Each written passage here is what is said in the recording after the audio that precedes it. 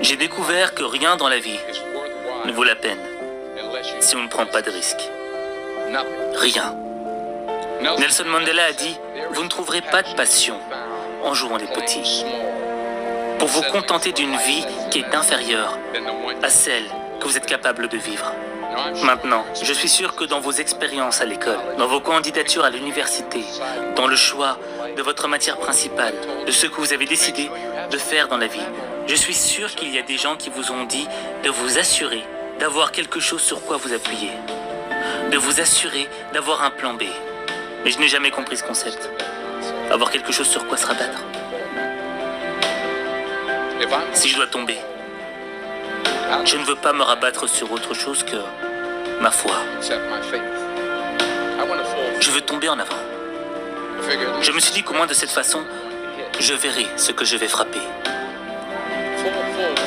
Tomber en avant, c'est ce que je veux dire.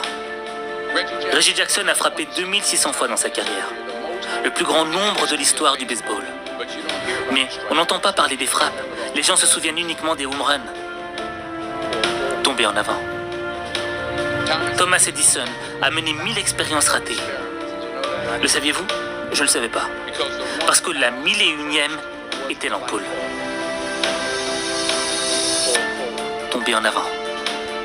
Chaque expérience ratée est un pas de plus vers la réussite. Vous devez prendre des risques. Et je suis sûr que vous avez déjà entendu cela. Mais je veux vous parler de la raison pour laquelle c'est si important. J'ai 3 raisons. Et ensuite, vous pourrez prendre vos iPhones.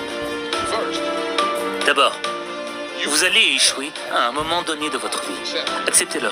Vous perdrez. Vous vous mettrez dans l'embarras. Vous serez nul à quelque chose, il n'y a aucun doute là-dessus. Je sais que ce n'est pas un message traditionnel pour une cérémonie de remise de diplôme, mais je vous le dis, acceptez-le, parce que c'est inévitable. Le fait est, et je vais accélérer le rythme, le fait est que chaque diplômé ici, présent, a le talent nécessaire pour réussir. Mais avez-vous le courage d'échouer? Voici mon deuxième point sur l'échec. Si vous n'échouez pas, vous n'essayez même pas. Je le répète, si vous n'échouez pas, vous n'essayez même pas. Ma femme m'a dit cette grande expression. Pour obtenir quelque chose que vous n'avez jamais eu, vous devez faire quelque chose que vous n'avez jamais fait.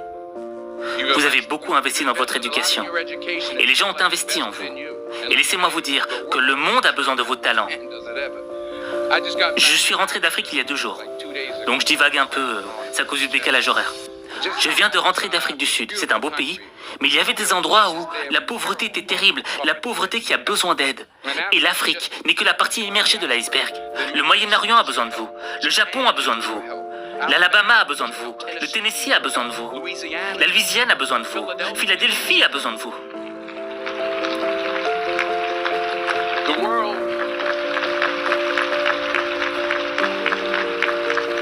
Le monde a besoin de beaucoup. Et nous avons besoin de vous. Nous avons vraiment besoin de vous, les jeunes. Je veux dire que je ne parle pas pour tout le monde ici. Moi, je suis vieux, un peu grisonnant.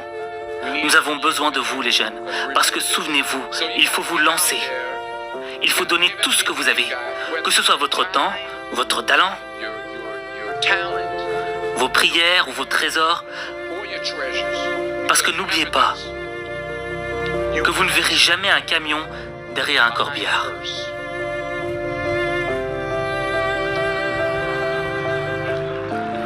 Je le répète. Vous ne verrez jamais un camion derrière un corbillard. Vous ne pouvez pas l'emporter avec vous. Les Égyptiens ont essayé. Et tout ce qu'ils ont eu a été volé.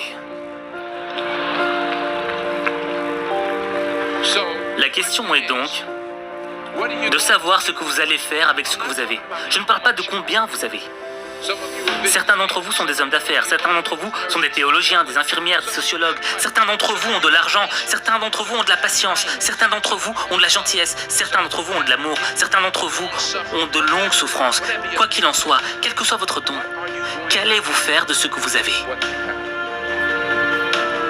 Très bien. Voici maintenant mon dernier point sur l'échec. Parfois, c'est la meilleure façon de savoir où vous allez. Parce que prendre des risques, ce n'est pas seulement chercher un emploi. C'est aussi savoir ce que vous savez et ce que vous ne savez pas. Il s'agit d'être ouvert aux gens et aux idées. Parce que les chances que vous prenez, les gens que vous rencontrez, les gens que vous aimez, la foi que vous avez, c'est ce qui va vous définir. Alors, membres de la promotion 2011, voici votre mission. Lorsque vous quitterez les confins amicaux de Philadelphie, ne vous découragez jamais. Ne reculez jamais. C'est ce qui va vous définir. Et quand vous tomberez tout au long de votre vie, et peut-être même ce soir, après quelques verres de champagne,